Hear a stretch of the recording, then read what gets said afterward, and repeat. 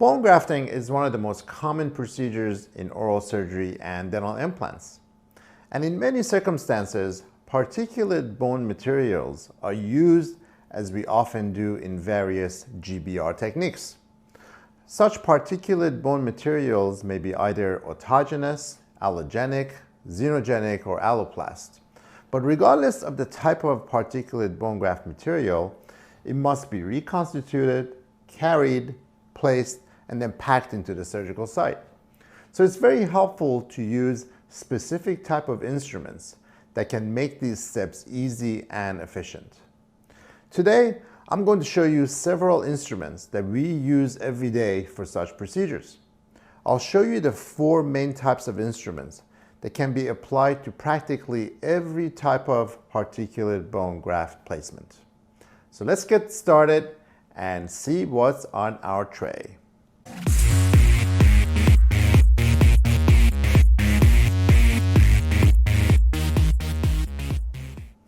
The critical features that I look for in instruments for bone grafting placement is first, the ease of mixing the bone material and reconstituting it. Second, the ease of picking up the bone material and carrying it to the surgical site. Third, its appropriate size for the type of defect that we're managing. And lastly, the ease and the efficiency of packing the bone material into the defect. So let's take a look at what's on our tray. The first instrument is a Sinus RC5 from A-Titan that has a large flat round end and a large ball condenser on the other.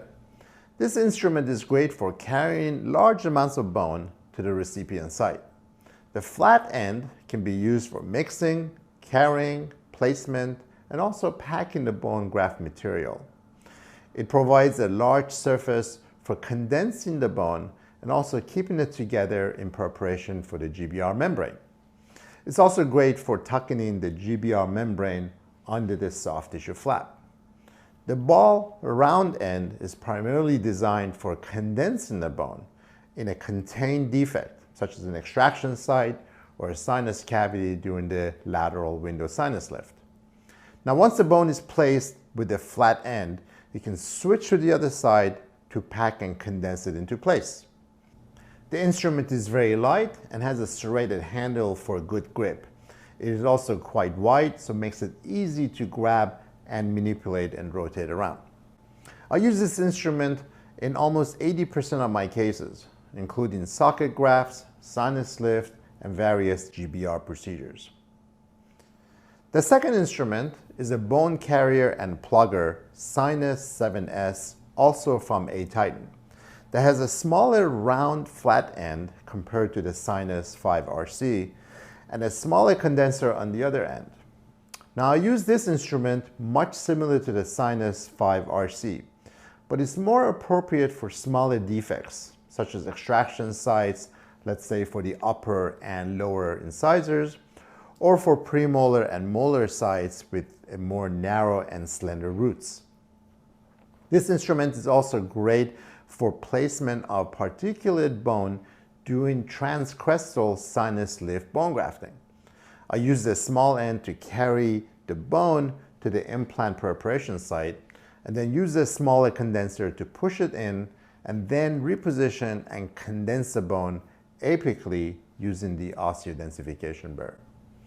This instrument, because of its finer size, is also ideal for packing bone after epicoectomies, or pretty much whenever we're managing defects of smaller size.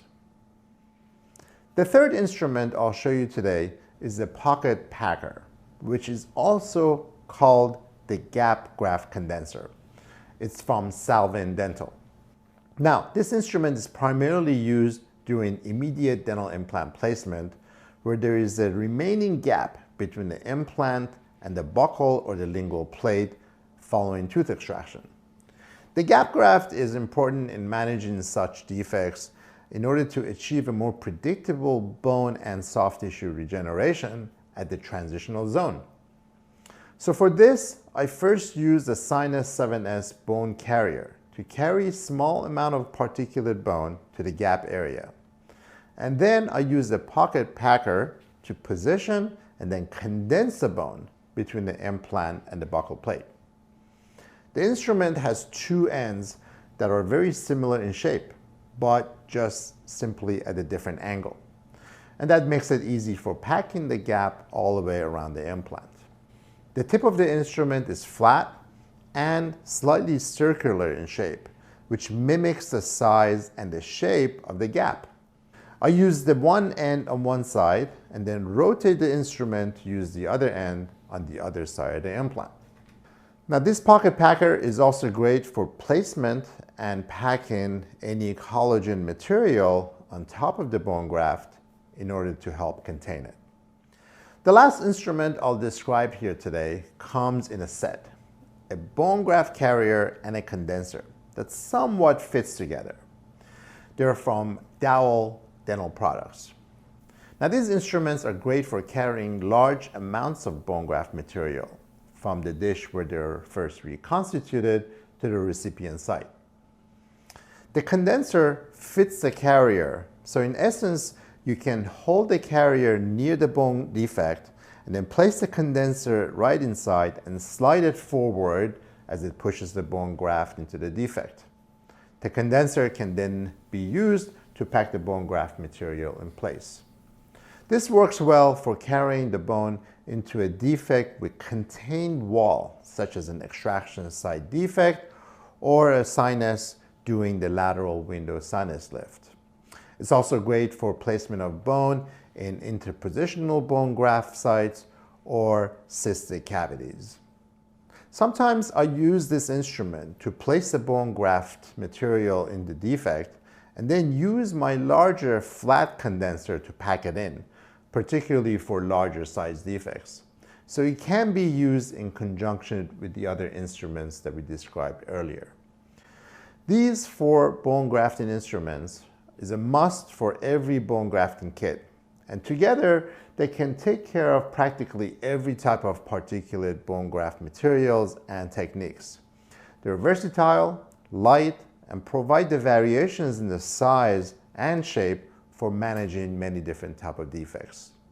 You can find the links to these instruments in the video description.